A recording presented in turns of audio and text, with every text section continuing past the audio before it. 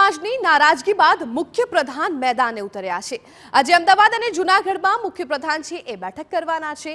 તમામ સમાજના આગેવાનો સાથે તેઓ ચૂંટણીલક્ષી ચર્ચા કરશે। અમદાવાદ જિલ્લાના પણ સામાજિક આગેવાનો છે એ આ બેઠકમાં છે હાજર રહેવાના છે। પ્રેરણાપીઠ તીર્થધામ ખાતે જિલ્લાના હોદ્દેદારો સાથે પણ સીએમ છે ચર્ચા કરવાના છે। અંદાજિત 3 કલાક જેટલો સમય પ્રેરણાપીઠ બેઠક કરશે। સીએમ ભૂપેન્દ્ર પટેલ લોકસભા ચૂંટણી પહેલા ભાજપ દ્વારા પ્રચાર કરવામાં આવી રહ્યો છે। એક તરફ અત્યારે ક્ષત્રિય સમાજનો જે રૂપાલા વિરુદ્ધનો જુવાળ છે એ શમી નથી રહ્યો, ત્યારે હવે ચૂંટણીલક્ષી ચર્ચા કરવા માટે મુખ્યપ્રધાન મેદાને ઉતરી ગયા છે।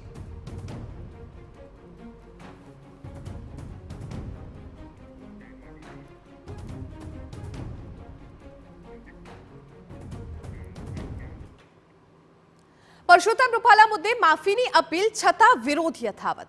આજે અમદાવાદમાં બપોરે મહત્વની એક બેઠક યોજાવાની છે। ગોતામાં ભાજપના અને ક્ષત્રિય આગેવાનોની બેઠક યોજાશે।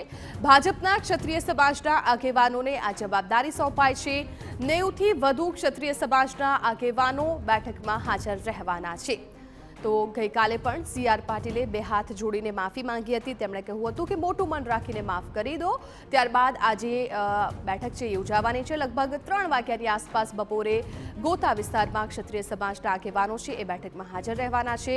90 થી વધુ ક્ષત્રિય સમાજના આગેવાનો છે આ બેઠકમાં હાજર રહેશે। હવે જોવાનું રહેશે કે આખો આ વિવાદ છે એનો અંત કેવી રીતે આવે છે, કેમ કે રૂપાલાએ ખુદ પણ 3 વખત માફી માંગી લીધી છે અને ગઈકાલે સીઆર પાટીલે પણ બે હાથ જોડીને કહ્યું હતું કે મોટું મન રાખીને માફ કરી દે, પરંતુ ક્ષત્રિય સમાજનો જે રોષ છે હજુ પણ યથાવત છે। તે લોકોની એક જ માંગ છે કે રૂપાલાને ટિકિટ રદ કરવામાં આવે। ન માત્ર રાજકોટથી પરંતુ લોકસભાની ચૂંટણીની એક પણ બેઠક પર રૂપાલા છે એ ઉમેદવાર ન હોવા જોઈએ અને આ જ વાત પર તેઓ અડગ રહ્યા છે। અમદાવાદ હોય, વડોદરા હોય કે રાજકોટ હોય, આખા રાજ્યભરમાં વિવાદ છે એ થઈ રહ્યો છે।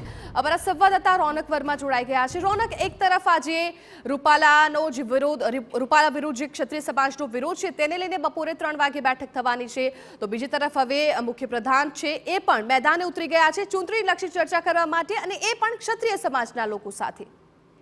હા, બિલકુલથી આજે 10મો દિવસ છે જ્યારે પરસોત્તમ રૂપાલાના નિવેદન બાદ રાજ્યભરમાં તેનો રોષ છે તે ભભૂકી રહ્યો છે। આ તમામની વચ્ચે જે હવે નેતાઓ છે તેઓ પણ સામે આવી રહ્યા છે। ગઈકાલે જે પ્રકારે જોયું કે સીઆર પાટીલના નિવાસ સ્થાને મુખ્યમંત્રી અને જે તમામ ક્ષત્રિય નેતાઓ છે ભારતીય જનતા પાર્ટીના, તેમના વચ્ચે બેઠક થઈ અને આ તમામની વચ્ચે જે વિરોધ ચાલી રહ્યા છે અને વિરોધ વચ્ચે પણ જે આજે મળવાની વાત છે સીઆર પાટીલ તરફથી આ વાત કરવામાં આવી રહી છે તે ત્યારે આ બેઠક થાય તેના પહેલા જે ક્ષત્રિય સમાજની જે 90 જેટલી સંસ્થાઓ છે તેના આગેવાનો મળીને એક સંકલન સમિતિ જે બનાવી છે એ સંકલન સમિતિની આજે બેઠક મળશે, જેમાં 17 થી લઈને 20 જેટલા હોદ્દેદારો છે તેઓ જે છે તે એજન્ડા નક્કી કરશે અને ત્યારબાદ જે 3 વાગ્યાનો સમય આપવામાં આવ્યો છે, 3 વાગે સીઆર પાટીલ અને જે પણ આગેવાનો છે તેમની સાથે બેઠક થશે અને ત્યારબાદ વધુ એક વખત બેઠક થશે કે બેઠકમાં શું ચર્ચા થઈ, એટલે કે સ્પષ્ટપણે માની શકાય ગઈકાલે જે રીતે ક્ષત્રિય આગેવાનો છે તેમણે કીધું હતું કે કોઈ પણ ભોગી જે ઉમેદવારી છે તેમાં સમાધાન નહીં કરવામાં આવે, પરંતુ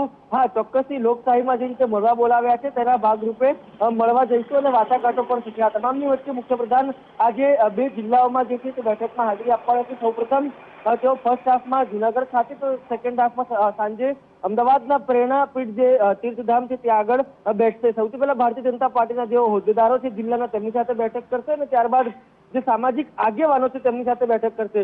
મુખ્યમંત્રીના જે કાર્યક્રમ છે તેના ઉપર નજર કરીએ તો જે રીતે પરમ દિવસે તેઓ દિલ્હી ગયા, દિલ્હી ખાતે પીએમ સાથે તેમણે મુલાકાત કરી અને મુલાકાત વખતે પણ જે મુખ્યમંત્રી છે તેમના હાથમાં એક ડાયરી હતી તે પણ જોવા મળી હતી, એટલે કે જે પ્રમાણે પરમ દિવસે વાત થઈ અને તે પ્રમાણે ગઈકાલે પણ મુખ્યમંત્રી જે નર્મદા ખાતેનો કાર્યક્રમ હતો તે રદ થઈને ક્ષત્રિય આગેવાનો સાથે બેઠક થઈ, ત્યારબાદ સીઆર પાટીલ સાથે બેઠક થઈ, એટલે સ્પષ્ટપણે માની શકાય હવે જે પ્રદેશનું નેતૃત્વ છે તે એક્શન મોડમાં છે અને ચૂંટણીમાં હવે આગામી કોઈ પણ ઢીલ મૂકવા માંગતા નથી અને તમામ સમાજ એક થઈને જે આગળ જે ચૂંટણીનો પ્રચાર થાય તેવા સમગ્ર પ્રયાસ છે તે હાલ કરવામાં આવી રહ્યા છે। બિલકુલ રોનક, આભાર સમગ્ર માહિતી બદલ। તો મુખ્યપ્રધાન પણ હવે મેદાન ઉતરી ગયા છે। એક તરફ આજે બપોરે 3 વાગે ગોતા ખાતે ક્ષત્રિય સમાજના લોકો સાથે બેઠક યોજાવાની છે, તો બીજી તરફ હવે મુખ્યપ્રધાન પણ ચૂંટણીલક્ષી ચર્ચા કરવા માટે ક્ષત્રિય સમાજને મળવાના છે।